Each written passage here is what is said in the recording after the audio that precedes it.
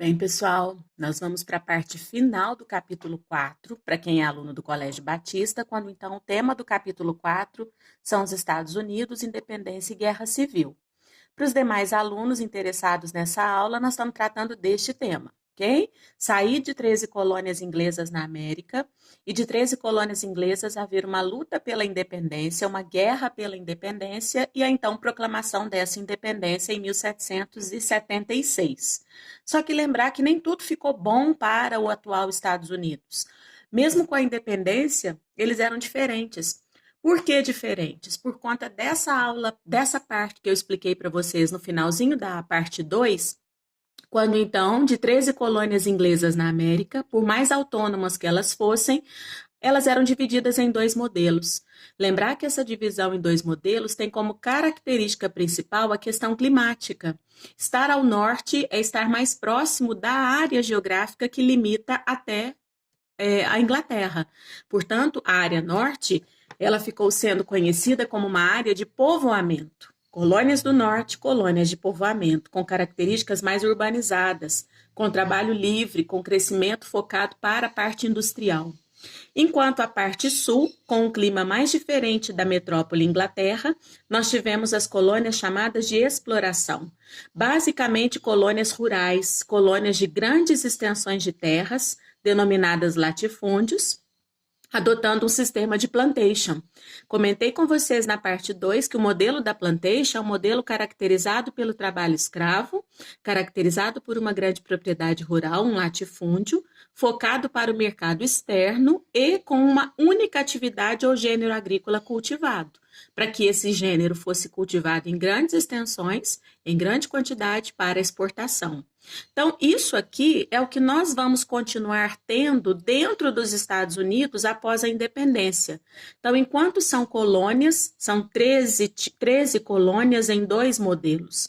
E aí faltou explicar para vocês o último ponto, quando então nas colônias de povoamento ao norte, nós temos um modelo favorável a elevadas tarifas alfandegárias. Quando a gente fala em tarifa alfandegária, a gente está falando em tarifa fiscal. E uma tarifa fiscal que envolve importação ou exportação de produtos. Como o norte foi focando muito mais para o seu gênero urbano e industrializado, automaticamente indústrias nacionais e um mercado nacional, ele quer consumidores. Então, ele tem que ter elevadas tarifas de gêneros de importação de produto. Significa que as pessoas que vivem nas áreas norte ou até mesmo na sul, elas deveriam comprar o produto nacional e não o produto importado. Portanto, as elevadas tarifas alfandegárias correspondem a elevadas tarifas fiscais para qualquer produto que o colono ou que futuramente os Estados Unidos quisessem consumir, quisessem importar. Diferente das colônias do sul. As colônias do sul, elas focavam muito mais em consumismos de importação. Eu quero um produto inglês, eu quero um produto europeu. Elas não valorizavam o produto nacional. Portanto, elas eram contrárias às tarifas alfandegárias. Significa que elas eram favoráveis ao livre cambismo. Elas não querem nenhuma taxa de importação para um produto que elas queiram comprar. Elas querem liberdade comercial entre América, no caso Norte, colônias, e Europa. Isso também gera uma rivalidade entre o Norte e o Sul. Então, nesse esquema que nós temos, nesse esquema montado, nós temos duas diferenças principais entre o Norte e o Sul. Questão econômica e social, falando em trabalho livre no Norte e trabalho escravo no Sul. Falando na questão econômica de ser favorável a tarifas alfandegárias no Norte e ser contrário às tarifas no Sul. Quando a gente sai dessa parte, a gente vai identificar que todas as colônias inglesas, independente se é norte ou sul, se é povoamento ou exploração, lembrando que quem chega para povoar essas áreas são ingleses e ingleses intelectualizados, ingleses que tinham uma certa característica elitista, portanto, eles vêm com o intuito de expandir a intelectualidade na colônia. E essa expansão da intelectualidade, que vai se dar a partir do século XVII, é com a construção de escolas e universidades nas colônias inglesas na América. Significa que a educação, o ensino. Eu não posso considerar que vai ser includente, ainda não é, né? Lembrando que nós temos boa parte de indígenas vivendo nas áreas coloniais. Mas quem chegava da Europa, principalmente no caso aqui os ingleses, para viver nas colônias na América, eles sim fizeram questão de expandir a educação, expandindo automaticamente os ideais iluministas. E lembrar que expandir ideal iluminista é expandir o pensamento, a razão, é expandir a liberdade, os ideais de igualdade. Portanto, uma boa parte dos colonos ingleses foram totalmente críticos ao sistema colonial, críticos a ser colônia, críticos a ser dominados por uma metrópole. Portanto, o sentimento de liberdade já estava aflorado nos colonos ingleses da América. E eles eram totalmente favoráveis ao último ponto que está aqui. Sim, a favor de uma Constituição, eles se inspiravam, por exemplo, numa tripartição montesquiana, no executivo, legislativo, judiciário e, ao mesmo tempo, um governo autônomo. Ser ou ter um governo autônomo é ser um governo independente, totalmente contrário a um pacto colonial que possivelmente a Inglaterra poderia impor às colônias. Precisa de dinheiro, certo? E esse dinheiro tinha que ser conquistado da melhor forma possível. Não dá para eu chegar aqui na América do Norte depois de sair da Inglaterra e de repente já ganhar dinheiro. Eu gastei, a travessia foi longa. Eu investi para chegar na América do Norte. E ao mesmo tempo, quando eu chego e instalo as 13 colônias, eu não consigo de cara ter uma produção efetiva. Leva tempo. Tempo para plantar no sul, tempo para montar meu comércio no norte e assim vai.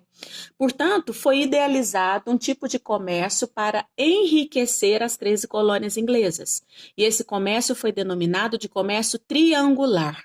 Um comércio em que um triângulo se monta envolvendo 3 regiões: América do Norte, as colônias inglesas, continente africano e as Antilhas, que são esse conjunto de ilhas que estão nesse ponto aqui, ó, ok? Então, o que vai acontecer nesse comércio triangular? As 13 colônias inglesas, mais especificamente as colônias norte, elas empreenderam com a produção do rum. Automaticamente, para se produzir o rum, elas queriam trocar esse rum nesse comércio. E aí a troca se deu da seguinte forma: não só o rum, tá? Vocês podem fazer a leitura e aprofundar sobre outros produtos que também eram trocados, como peixes e outros produtos, mas especificamente falamos do rum. Para ela, então, exportar que eu diria na fase da troca, esse rum, ela escolhe a África.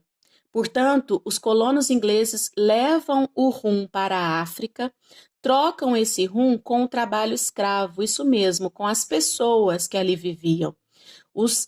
Geralmente os sobas, os chefes tribais africanos, eles recebiam o rum e outros gêneros e em troca davam africanos como mão de obra. Esses africanos, eles então eram levados para as Antilhas ou para as próprias colônias inglesas, no caso do Sul, onde era usado o trabalho escravo. E aí, uma vez eles chegando nas Antilhas, ali eu tenho a produção do açúcar.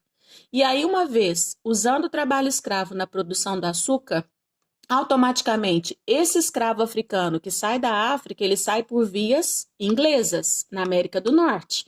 E aqui nas Antilhas nós temos uma colonização holandesa. Quando esses antilhanos, os holandeses, recebem o escravo, o africano, ele vai trocar com o açúcar.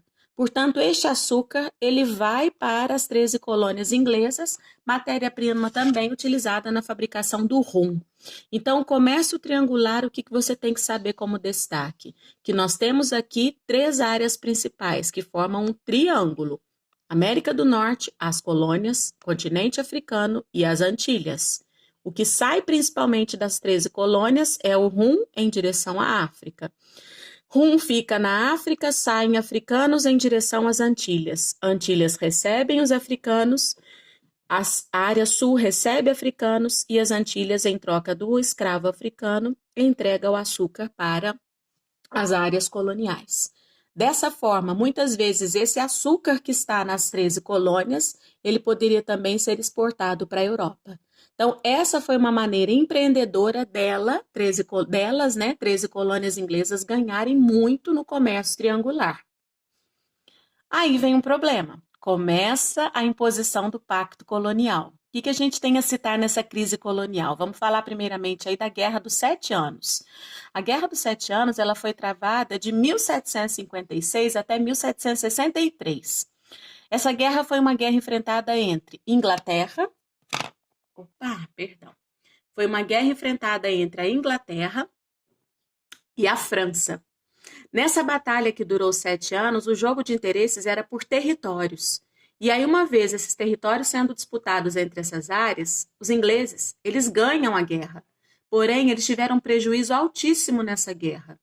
Esse prejuízo vai fazer com que a Inglaterra comece a explorar as 13 colônias o máximo possível. Significa que a Inglaterra aboliu o que está ali no segundo item. A Inglaterra aboliu uma política de negligência salutar. O que é uma negligência salutar? É um descaso em relação às 13 colônias. Nem ligo para elas, estão ali uma vez precisando, eu usarei elas. Agora ela vai usar, porque ela vai querer explorar as 13 colônias, impondo um pacto colonial para cobrar impostos que vão ressarcir, ou seja, que vão restituir as despesas que ela teve na Guerra dos 7 Anos. E aí, uma vez impondo o pacto colonial, ao abolir essa negligência, começam uma série de impostos ou tributos cobrados. Exemplo, lei do selo, lei do açúcar, lei dos alojamentos e lei do chá. Vocês podem fazer a leitura aprofundada dessas leis, mas, por exemplo, pela lei do selo, todo documento que circulasse nas áreas coloniais deveria portar o selo da coroa inglesa. Caso contrário, era um documento ilegal. Eu não vou pagar por esse selo. Lembra que os colonos tinham aquele sentimento de liberdade. Agora a Inglaterra quer o pacto colonial, ela não vai impor esse pacto até eu. Eu não vou aceitar esse pacto colonial. Resultado, Inglaterra, decreta vários tributos que vão ser apelidados de tributos intoleráveis. Só que tributos intoleráveis a partir do momento que se tem a lei do chá, porque nós temos um episódio chamado Festa do Chá de Boston. Quando o chá inglês chegava nas 13 colônias, as taxas de impostos eram altíssimas. E lembra que o chá inglês ele é muito tradicional no consumo. Resumindo, nessa festa do chá, os colonos ingleses se vestiram de índios, disfarçados de índios, eles tomaram o carregamento de chá que chegava nas colônias e jogaram ao mar. Uma vez jogar ao mar é um prejuízo enorme para a Inglaterra. Resultado? Essas leis passaram a ser cobradas de uma forma muito pesada. E aí foram denominadas leis intoleráveis. Os colonos vão se armar, vão planejar e lutar por uma guerra pela independência. Nasce então uma primeira reunião chamada Primeiro Congresso da Filadélfia. Vamos começar a guerra pela independência. E aí nós temos a Guerra de Independência. No segundo Congresso da Filadélfia, eles vão organizar o exército para acabar com a Inglaterra. É nesse exército que nós temos a liderança de George Washington. É nesse congresso que nós temos a liderança de Benjamin Franklin, que buscava ajuda econômica na Europa. E é nesse congresso que nós temos também a liderança de Thomas Jefferson, o responsável por redigir a Declaração de Independência. E eles os responsáveis por autodeterminar que as 13 colônias serão agora 13 Estados Unidos na América. Espanha e França foram os principais apoiadores dessa luta pela independência. Um exemplo importantíssimo, a França perdeu a Guerra dos 7 Anos para a Inglaterra, e ela então decidiu apoiar as 13 colônias a se tornarem independentes da Inglaterra. Uma independência tão valiosa para a França que, quando elas, colônias, se autodeterminaram os Estados Unidos, a França deu de presente para os Estados Unidos a Estátua da Liberdade. Então, observa o valor que essa estátua tem, ok? E aí, oficialmente, só em 1783, que a Inglaterra reconheceu os Estados Unidos da América como nação soberana. Mas lembrem-se que, para eles, Estados Unidos, desde 1776, eles se sentem independentes.